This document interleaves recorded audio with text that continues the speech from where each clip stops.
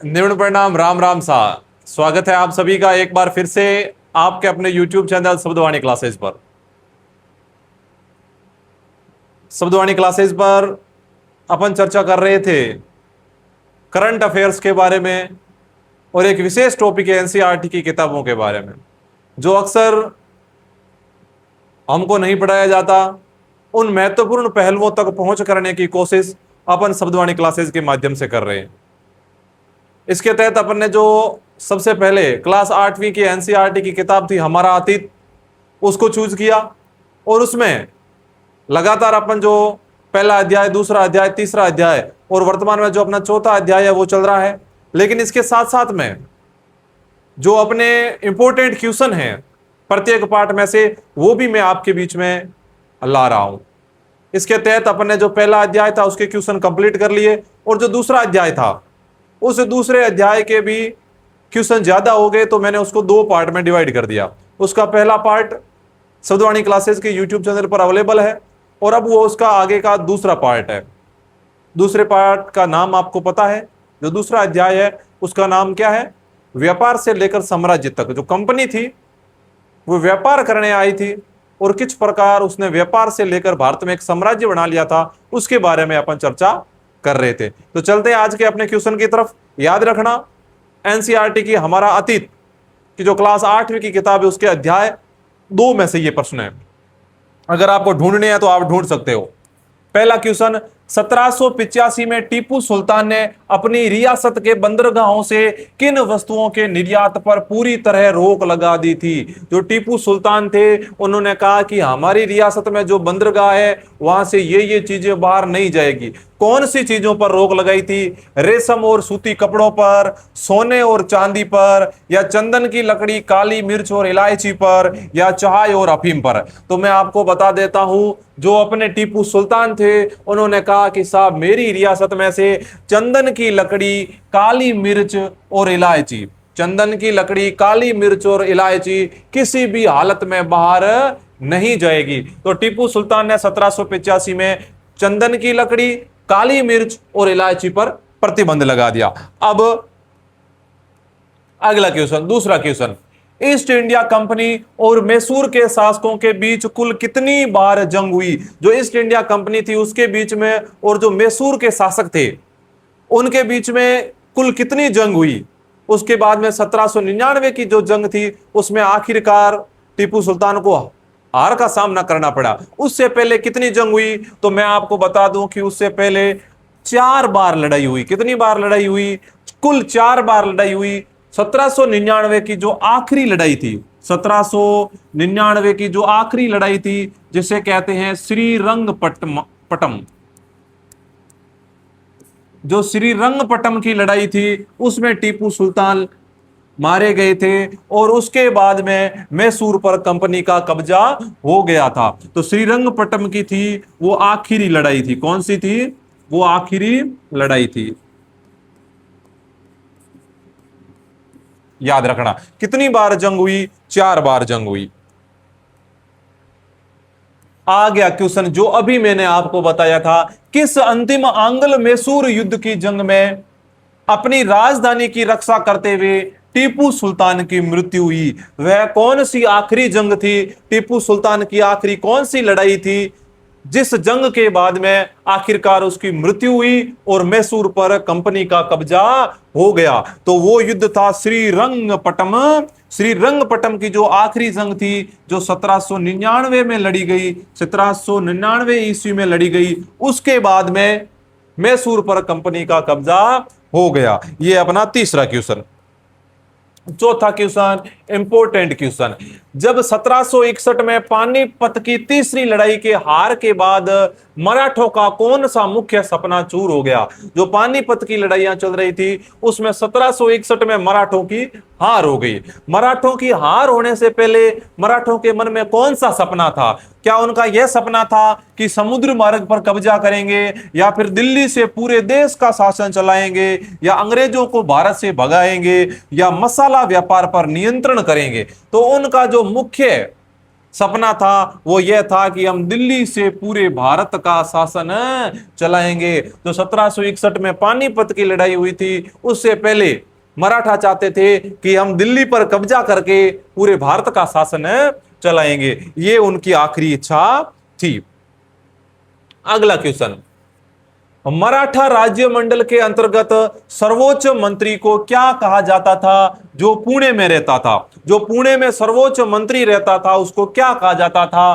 पेशवा, सिंधिया, गायकवाड़ या भोसले? बताओ क्या कहा जाता था? मराठा राज्य मंडल जो कॉन्फेडरेसी थी उसके अंतर्गत जो सर्वोच्च मंत्री था उसको क्या कहा जाता था? तो उसको कहा जाता था पेशवा। क्या कहा जाता था? पेशवा।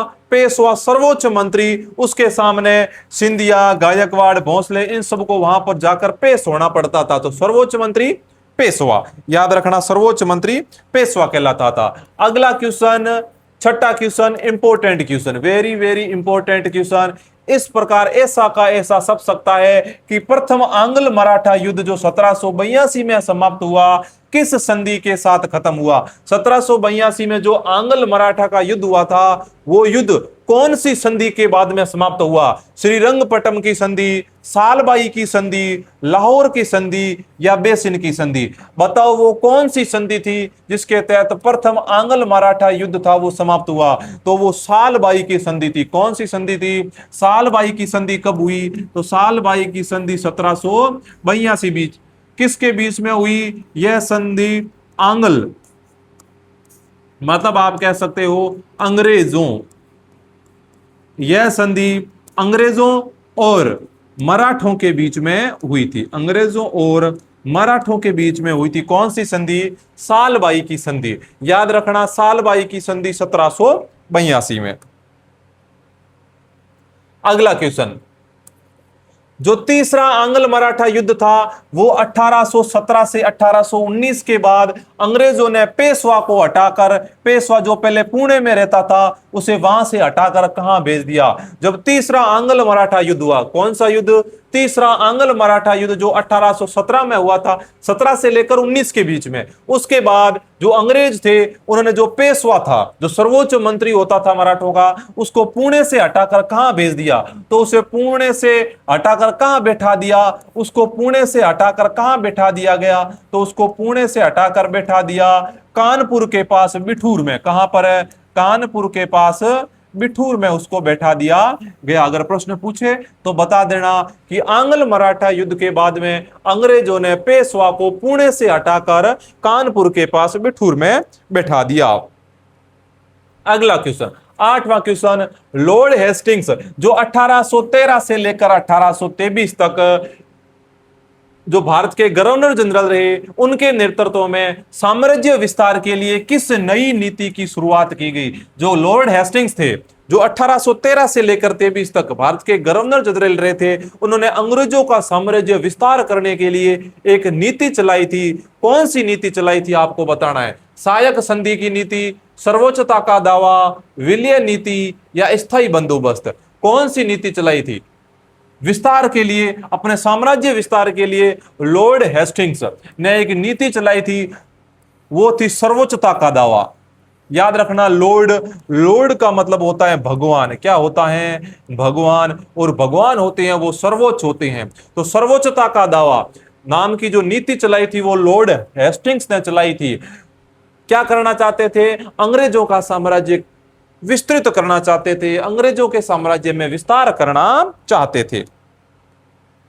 अगला क्वेश्चन, जब अंग्रेजों ने कितूर जो कि वर्तमान में कर्नाटक है, वहां के छोटे से राज्य को कब्जे में लेना चाहा तो किसने सशस्त्र आंदोलन छेड़ दिया? जो कितूर कर्नाटक में पड़ता है उस राज्य को जब अंग्रेजों ने कहा कि हम कब्जे में ले लेंगे, तब ऐसा कौन था जिसने सशस्त्र आंदोलन छेड़ दिया?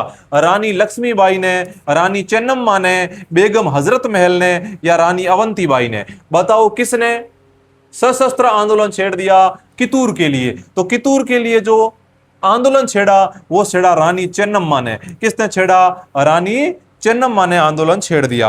अब अगला प्रश्न है कि रानी चेन्नम्मा की गिरफ्तारी के बाद जब रानी चेन्नम्मा को अंग्रेजों ने गिरफ्तार कर लिया तो उसके बाद कितूर स्थित संगोली के किस गरीब चौकीदार ने अंग्रेजों के खिलाफ आंदोलन जारी रखा? जब चेन्नम्मा को पकड़ लिया तो ऐसा नहीं है कि उन्होंने जो कितूर था उस पर कब्जा कर लिया, नहीं, एक गरीब चौकीदार था, उसने भी अंग्रेजों का विरोध किया और आंदोलन को जारी रखा। वो कौन था? तो वो था रायन्ना। कौन था? रायन्ना। हालांकि रायन्ना को बाद में पकड़कर फांसी के फंदे पर लटका दिया था, लेकिन कुछ सालों तक इसने अंग्रेजों के खिलाफ आंदोलन जारी रखा। नाम याद रखना, रायन्ना ने।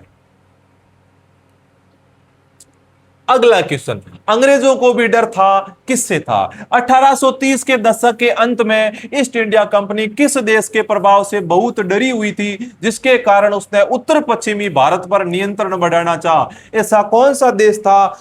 वहां के भी शासक धीरे धीरे विस्तार कर रहे थे, तो अंग्रेजों को डर था कि अगर वो आ गए तो भारत के हिस्सों पर कब्जा कर सकते हैं। तो किसके प्रभाव से डरी हुई थी? तो अंग्रेज जो कंपनी थी ईस्ट इंडिया, वो रूस के प्रभाव से डरी हुई थी। किसके प्रभाव से? जो रूस था उसके प्रभाव से डरी हुई थी कि रूस को रोकना पड़ेगा, क्योंकि रूस जो उत्तर पश्चिमी भारत था वहां उन क्षेत्रों पर कब्जा कर रहा था। अगला प्रश्न, 12वां प्रश्न, अंग्रेजों ने महाराजा रणजीत सिंह की मृत्यु के बाद किस वर्ष लंबी लड़ाई के बाद पंजाब का भी अधिग्रहण कर लिया? पंजाब का अधिग्रहण कब कर लिया? महाराजा रणजीत सिंह की मृत्यु के बाद पंजाब का जो अधिकरण किया गया अंग्रेजों द्वारा, वो किया गया 1849 में। कब किया गया? 1849 में अंग्रेजों के द्वारा पंजाब का अधिग्रहण कर लिया गया। किसका? पंजाब का अधिग्रहण।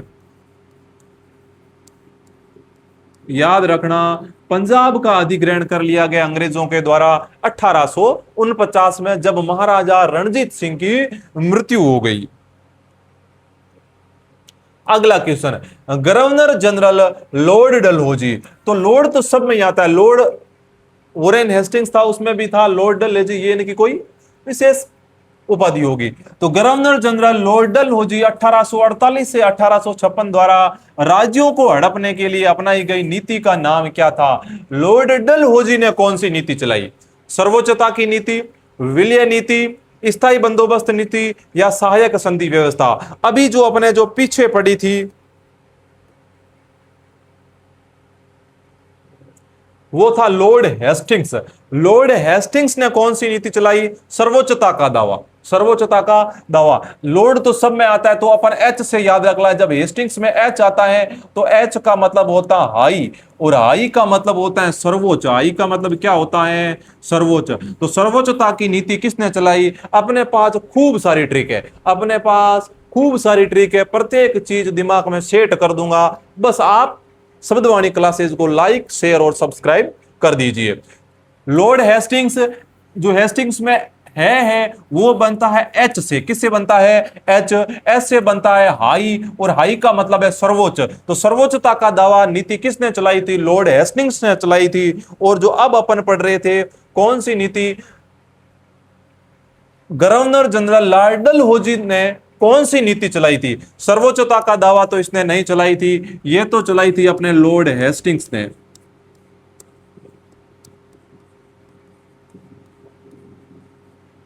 लॉर्ड हेस्टिंग्स ने। विलय नीति या हड़प नीति या स्थायी बंदोबस्त? स्थायी बंदोबस्त तो भूमि से संबंधित था, भूमि से लगान वसूलने के लिए ये नीति थी। सहायक संधि व्यवस्था भी नहीं थी, तो कौन सी थी? विलय नीति या हड़प नीति। विलय नीति या हड़प नीति किसके द्वारा चलाई गई? तो यह गवर्नर जनरल लॉर्ड डलहौजी के द्वारा चलाई गई। कौन सी नीति? विलय नीति या फिर हड़प नीति। अगला क्वेश्चन, 14वां क्वेश्चन, लॉर्ड डलहौजी की विलय नीति के तहत सबसे पहले किस रियासत को 1848 में ब्रिटिश साम्राज्य में मिलाया गया?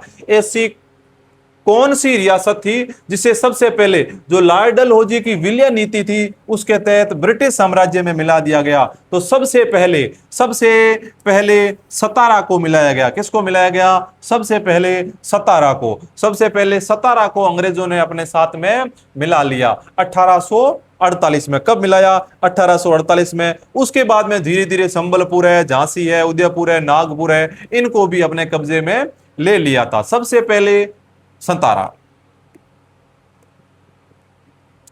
15वां क्वेश्चन, 1856 में अंग्रेजों ने किस राज्य को कुशासन का आरोप लगाकर जबरन अपने नियंत्रण में ले लिया था? 1856 में ऐसा कौन सा क्षेत्र था अंग्रेजों ने कहा कि अरे यहां पर तो शासन अच्छी तरह नहीं चल रहा है, ये तो अपने कब्जे में आना चाहिए। तो 1856 में किसको कब्जे में लिया? अवध को कब्जे में ले लिया। किसको कब्जे में लिया? अवध को कब्जे में ले लिया। और जब बाद में 1857 की क्रांति होती है तो जो अवध के नवाब है वो क्रांतिकारियों की मदद भी करते हैं। तो अवध को कब्जे में ले लिया 1856 में। किस आधार पर? कुशासन, कि अवध का जो शासन है वो अच्छा नहीं है, अवध का शासन अच्छा नहीं है, वहां पर कुशासन चल रहा है, तो इस हिसाब से अवध को अपने कब्जे में ले लिया। अगला क्वेश्चन, वॉरेन हेस्टिंग्स के समय कंपनी के इलाके मुख्य प्रशासनिक इकाइयों में बंटे थे, जिन्हें क्या कहा जाता था? जो वॉरेन हेस्टिंग्स था उस समय जो कंपनी के इलाके थे वो बंटे हुए थे, अलग अलग हिस्सों से अलग अलग क्षेत्रों पर अधिकार रखा जाता था। तो जो मुख्य प्रशासनिक इकाइयों में बंटे थे उन्हें क्या क्या कहा जाता था? उन्हें कहा जाता था प्रेसिडेंसी। क्या कहा जाता था? प्रेसिडेंसी। उस समय 3 प्रेसिडेंसी थी। कौन कौन सी? एक तो थी कलकत्ता, एक थी मद्रास, और एक अपनी थी बंबई। तो ये 3 प्रेसिडेंसी थी। जिस समय वॉरेन हेस्टिंग्स था वो क्या था? गवर्नर जनरल था। तीनों प्रेसिडेंसियों का नाम याद रखना, कलकत्ता, मद्रास और बंबई। ये अपना 16वां क्वेश्चन। अगला क्वेश्चन, 17वां question very very very important question है। 1772 में वॉरेन हेस्टिंग्स द्वारा स्थापित नई न्याय व्यवस्था के तहत हर जिले में कौन सी 2 अदालतें स्थापित की गई? हर जिले में 2 अदालत बनी गई, एक फौजदारी अदालत और एक दीवानी अदालत। कौन सी? एक फौजदारी अदालत और एक दीवानी अदालत। अंग्रेज थे वो भारत में थोड़ा बहुत सुधार भी कर रहे थे, उन्होंने न्याय व्यवस्था के लिए 2 अदालतें भी बनाई हर जिले में, एक फौजदारी अदालत और एक दीवानी अदालत। अब इनके फैसले कौन सुनाता था? तो अगला प्रश्न देखो, 1772 की न्याय व्यवस्था में दीवानी अदालतों के मुखिया कौन होते थे? तो दीवानी अदालतों के जो मुखिया होते थे वो यूरोपीय जिला कलेक्टर होते थे। जो यूरोपीय जिला कलेक्टर होते थे वो दीवानी अदालतों के मुखिया होते थे। दीवानी अदालतों के मुखिया यूरोपीय जिला कलेक्टर। ऐसे भी याद रख सकते हैं कि दीवाने थे यूरोप वाले। दीवाने कौन थे? यूरोप वाले। दीवाने थे यूरोप वाले। तो दीवाने यूरोप वाले तो यूरोपीय जिला कलेक्टर। दीवाने किसके थे? ये तो भाई विशेषकर तो काली मिर्च है, रेशम है, कपास है, इन सब के दीवाने थे। लेकिन धीरे धीरे भारतीय साम्राज्य के भी दीवाने हो गए। तो याद रखना ये। अगला क्वेश्चन, पुरानी न्याय व्यवस्था के अनुसार मुफ्ती का क्या कार्य होता था? जो मुफ्ती होता था वो क्या कार्य करता था? सीधे फैसले सुनाने वाला न्यायाधीश नहीं, मुफ्ती को इतना अधिकार नहीं था। कर इकट्ठे करने वाला अधिकारी नहीं, कर भी नहीं इकट्ठा करता था। राजा का सलाहकार भी नहीं होता था। मुफ्ती होता था यह मुस्लिम समुदाय का एक न्यायविद होता था जो कानूनों की व्याख्या करता था। क्या करता था? कानूनों की व्याख्या करने वाला मुस्लिम समुदाय का एक न्यायाधीश जो न्यायविद होता था उसे मुफ्ती कहा जाता था। मुस्लिम समुदाय का न्यायविद मुफ्ती। अगला क्वेश्चन, 20वां क्वेश्चन, किस एक्ट के तहत कलकत्ता में एक नए सर्वोच्च न्यायालय सुप्रीम कोर्ट की स्थापना की गई? वो कौन सा एक्ट था जिसके तहत कलकत्ता में एक नए सर्वोच्च न्यायालय सुप्रीम कोर्ट की स्थापना की गई? किसकी स्थापना की गई? सुप्रीम कोर्ट की स्थापना की गई। तो वो किस एक्ट के तहत? 1773 का जो रेगुलेटिंग एक्ट था, 1773 का। इंपोर्टेंट है, वेरी वेरी इंपोर्टेंट क्वेश्चन है। कलकत्ता में सुप्रीम कोर्ट की स्थापना कब की गई? 1773 में। कौन से एक्ट के तहत की गई? रेगुलेटिंग एक्ट के तहत की गई। अगला क्वेश्चन, 21वां क्वेश्चन, ब्रिटिश सेना में जो सिपाही मतलब सिपाही होते थे वो पैदल सैनिकों द्वारा इस्तेमाल की जाने वाली भारी बंदूक को क्या कहा जाता था? जो पैदल सैनिक होते थे वो अपने कंधे पर एक भारी बंदूक लेकर चलते थे, उस बंदूक को क्या कहा जाता था? तो उस बंदूक को क्या कहा जाता था? बताओ। मस्केट, मैचलॉक, तोप या तलवार? बताओ। उस बंदूक को कहा जाता था मस्केट। क्या कहा जाता था? मस्केट कहा जाता था उस बंदूक को जो ब्रिटिश सिपाही थे वो अपने कंधे पर लेकर चलते थे मस्केट। अगला क्वेश्चन 22वां क्वेश्चन, 1820 के दशक से युद्ध तकनीक बदलने के कारण कंपनी की सेना में किस टुकड़ी की आवश्यकता कम होती गई? जब 1820 में धीरे धीरे तकनीक बदलने लगी तो कंपनी अपने कौन से सैनिकों को घटाने लगी? तो जो घुड़सवार टुकड़ी थी उसको धीरे धीरे कम करने लगी और पैदल सेना को बढ़ाने लगी। जो घुड़सवार टुकड़ी थी उसको धीरे धीरे कम करने लगी। कौन सी टुकड़ी? घुड़सवार टुकड़ी। अगला क्वेश्चन, अध्याय के निष्कर्ष के अनुसार 1857 तक भारतीय उपमहाद्वीप के कितने प्रतिशत भूभाग पर ईस्ट इंडिया कंपनी का सीधा शासन था? भारतीय जो क्षेत्र था उसके कितने प्रतिशत भूभाग पर कंपनी का सीधा शासन था? तो लगभग 63% भूभाग पर। कितने? 63% भूभाग पर और 78% आबादी पर कंपनी का सीधा शासन था। किसके अनुसार? अपन जो अगर अध्याय का निष्कर्ष देखते हैं तो 1857 तक कितने भूभाग पर? 63% भूभाग पर और 78% आबादी पर कंपनी का सीधा शासन हो चुका था। जब 1857 की क्रांति हुई थी उस समय प्रश्न पूछा जा सकता है, याद करने की कोशिश करना। तो ये जो अपना दूसरा पार्ट था, कंपनी व्यापार से लेकर साम्राज्य तक, उसके जो भी इंपॉर्टेंट क्वेश्चन थे वो सब अपन ने डिस्कस कर लिए हैं। इनसे बाहर एक भी क्वेश्चन नहीं है। अगर आपने क्लास नहीं देखी है तो क्लास भी देख सकते हो, क्लास देखने का टाइम नहीं है तो आप ये जो महत्वपूर्ण क्वेश्चन है वो देखते जाइए और अपने मित्रों के साथ में शेयर करते जाइए ताकि उनको भी ज्यादा बड़े बड़े पाठ ना पढ़ने पड़े। सिर्फ मामूली अपनी ये आधे घंटे की क्लास है वो देखकर भी एनसीईआरटी को क्लियर कर सके। तो बहुत बहुत धन्यवाद आप सभी का कि आपने अपनी क्लास को पूरी एकदम निष्ठा के साथ में देखा। धन्यवाद।